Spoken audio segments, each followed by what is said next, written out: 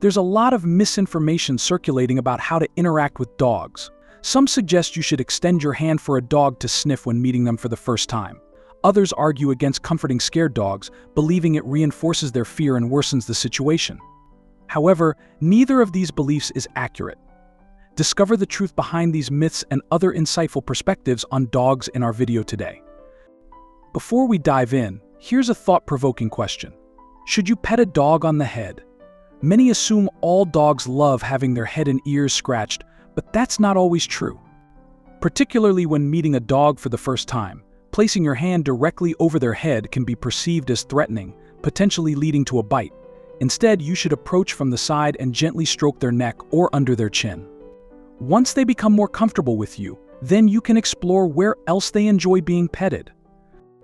But before you even consider petting a dog, it's crucial to earn their trust and permission first. We'll discuss the do's and don'ts of greeting dogs later on. But first, let's address a critical question. Should you give a dog people food? Some human foods like chocolate and grapes are toxic to dogs, but there are others that can be beneficial. For instance, pumpkin can aid in their digestion, and cheese, a favorite among dogs, can help them focus better in distracting situations, as many trainers use it. Then there's this concern. Could you unintentionally encourage bad behavior if you feed your dog people food? For instance, if you share a bite of your meal and they enjoy it, they might start begging for food every time you eat. It's wise to discuss with your vet which human foods are safe for your dog and which ones to avoid. Additionally, think about whether you're comfortable sharing every meal with your pup for the foreseeable future. Now, here's a question every dog lover should consider. Should you greet a dog when you walk in the door?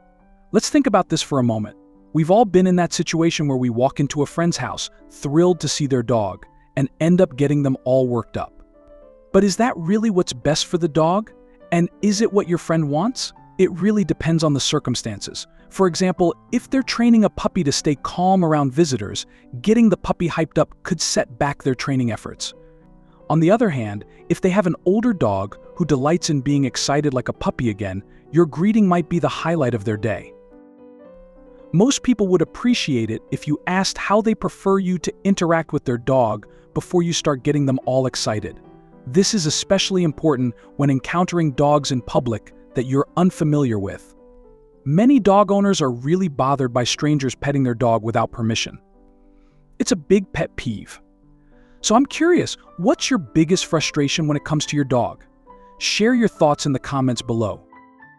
We'll delve into another surprising myth about greeting dogs later, but let's refocus on feeding our furry friends.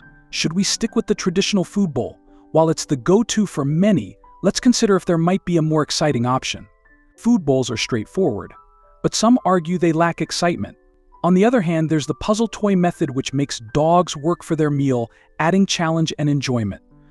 It's a more interactive approach that can be particularly rewarding for high-energy dogs, providing a mental workout alongside their dinner. Next, let's tackle a surprisingly controversial question that every dog owner grapples with. Should you comfort a scared dog? According to Cesar Millan, a renowned dog trainer, the answer is no. He argues that comforting a scared dog can reinforce their fear, potentially perpetuating it over time. But Dr. Patricia McConnell, an animal behaviorist, has a different take on this. She emphatically states, you can't reinforce fear. While she acknowledges that simply petting a scared dog might not significantly alleviate their fear, some trainers argue that comforting them can indeed be beneficial. Personally, when my dog gets scared, like during thunderstorms or around the vacuum cleaner, I tend to comfort him because it seems to offer him some relief. How do you handle your dog's fear? Alright, let's shift gears from serious topics to something sweet and corny. Should you use the dog voice? You know, that high-pitched, cutesy, sometimes annoying voice we all use with dogs. But here's the scoop. A study in England looked into how dogs react to this dog voice compared to a regular adult voice. If the dog voice irks you, brace yourself. Researchers found that dogs actually prefer it. When spoken to in this way, dogs not only look at the person longer but also tend to stay physically closer. As dog lovers, if using the dog voice helps keep others at bay so we can have more one-on-one time with our pups, that's just an added bonus. Now, let's move on to another adorable question. If you're considering having 2 dogs, should you get 2 puppies simultaneously? It might seem efficient to tackle the puppy phase all in one go. Or because dogs are social animals, you might want them to grow up together as friends. However, most trainers strongly caution against this idea. Getting two puppies at once can lead to what's known as littermate syndrome, which encompasses two significant issues. The primary issue is that they're likely to bond more with each other than with you. Having spent their first crucial weeks together and sharing a common language, it's understandable how strong their connection can become. This can make them challenging to train and prone to anxiety when separated, as they heavily depend on each other for comfort and security. On the flip side, the second issue presents a stark contrast to the first. As the puppies mature, trainers often observe that dogs raised together may develop increased aggression or even bullying behavior towards each other. This doesn't rule out getting two puppies simultaneously, but it's generally advised against by most trainers. Consulting your vet or breeder for advice on this matter often yields similar counsel. Wait until your current dog is mature and well-behaved enough to positively influence a new puppy. Now, here's a question that most of us probably agree with in theory, but often fall short in practice. Should you brush your dog's teeth? We're diligent about brushing our own teeth daily, so why not extend that care to our furry friends? Research indicates that regular brushing can significantly improve a dog's dental health, reducing dental issues. In fact, experts recommend brushing your dog's teeth every day, or at least every other day for optimal results. However, let's be honest, how many of us actually manage to keep up with this regimen? The good news is, there are alternatives to brushing your dog's teeth that can also help maintain their dental health. Chewing on chew toys is a fun way for dogs to naturally clean their teeth. Additionally, feeding them dry kibble instead of soft food can help scrape off plaque as they chew. Now, I'm not here to insist that you start brushing your dog's teeth every day right away, but it's worth discussing with your vet to ensure you have a solid plan in place for taking care of your dog's dental hygiene. And speaking of their health, here's a question every dog owner needs to consider. Should you spay or neuter your dog? Interestingly, practices vary widely between countries. In the US, for instance, the AKC estimates that about 80% of dogs undergo this procedure. In contrast, in Norway, it's actually illegal unless medically necessary. If you opt not to spay or neuter your dog, you could potentially face the challenges of unplanned puppies, and let's face it, your dog isn't looking to pay child support.